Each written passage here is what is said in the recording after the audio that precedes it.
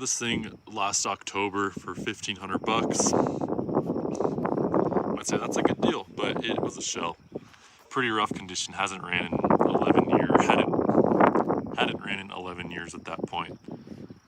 It came with a complete B16A swap, including transmission, axles, head, block. It was, I say complete, but it needed some other parts to get it running. I was able to sell that stuff and recoup almost $1,000, so I'm 600 bucks into the shell, I guess, which is a pretty good deal in today's market.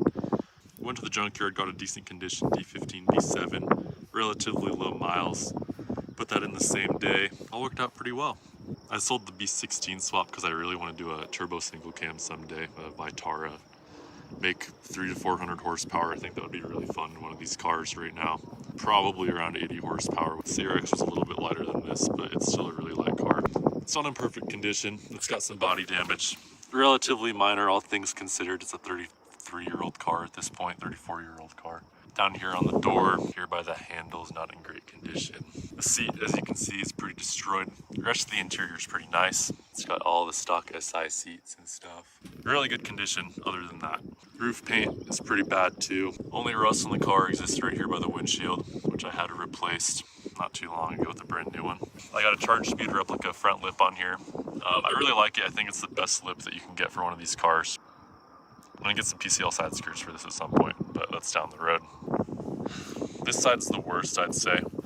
It's got really bad down here. It's like someone dropped a jack stand on it, but it looks like it might be able to come out. And here on the door, it's got that rust spot, and then it's got this paint here, and then some more Bondo. I'm not really sure what's going on. I think I paid $200 for them. They're painted white on the inside. They don't look horrible. I really want to get some Rigamaster rips. I think would look really good on this. It's really the definition of a budget build. I think I'm about $3,000 into it, and that's with a lot of really nice things. I mean, the most expensive thing I've bought was the tires and the windshield. In reality, I paid $200 for the engine from the junkyard, $200 for the wheels. It's sitting on max speeding rod coilovers, not as low as I really want it to be. There's about a 2-finger gap in between that and the tire and the fender. Dash is in really good condition. The chassis has 250,000 miles on it almost, so all things considered, it's in really good condition. I got some cheapo speakers. They sound okay, as well as this Freehead unit from when the Subaru was stolen. Shout out to that guy. Junkyard shift knob from a 4-speed. It is a 5-speed, has the SI transmission in it. I also have a JDI push to start kit. I would really recommend getting one of these. I contacted them. Since I had the Subaru stolen, I was concerned about this car getting stolen as well, but they have 0 reported thefts with using their kits, which probably isn't that many people. Someone would have to have a stock ignition switch in order to steal this car pretty much, or a flatbed trailer. Under the hood, it's a pretty simple setup. Again, it's the D15 B7 from a 1995 Civic LX is what I got it from. I got the Skunk 2 Alpha Rad, kind of something I splurged on because I really wanted a half rad for the someday when I go turbo. Got this free distributor from this guy on Craigslist. Shout out to that guy. $20 intake manifold. And everything is junkyard in here. It's actually getting harder and harder to find EF parts. I would have preferred a D16A6, but it's just impossible to find that at the junkyard these days.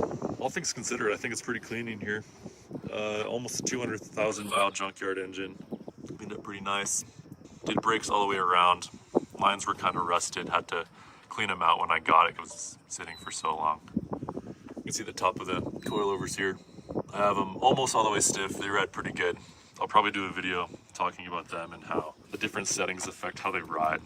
We'll see how scientific I want to get, but maybe I'll do some force testing. I don't know. One thing that I did have to splurge on was the motor mounts. It was actually really hard to find stock D-series motor mounts for an EF chassis.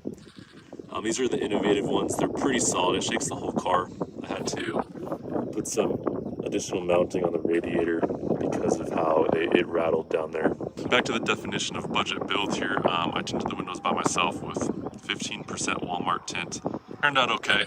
This driver's window turned out really good. You can't tell at all. And this rear glass is kind of weird. You can't really take it out very well, and he wasn't able to get it super clean back there. Basically paid $5 a window for this, so it doesn't really get much better than that. I want to get a matching Charge Speed replica wing, or any type of wing like that. Back end looks a little funky right now. I'm also not a big fan of that exhaust. It sticks out pretty far. It doesn't sound horrible. It's got a catalytic converter, resonator, and a muffler in it, so it's not horribly loud. It's tolerable for sure.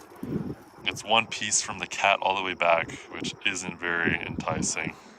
Car gets 40 miles a gallon. It's going to be kind of my daily driver for the next year. No major problems. Doing the timing belt water pump kit tomorrow. Not expecting it to be very complicated. Again, if you guys have any questions, please let me know. Take care.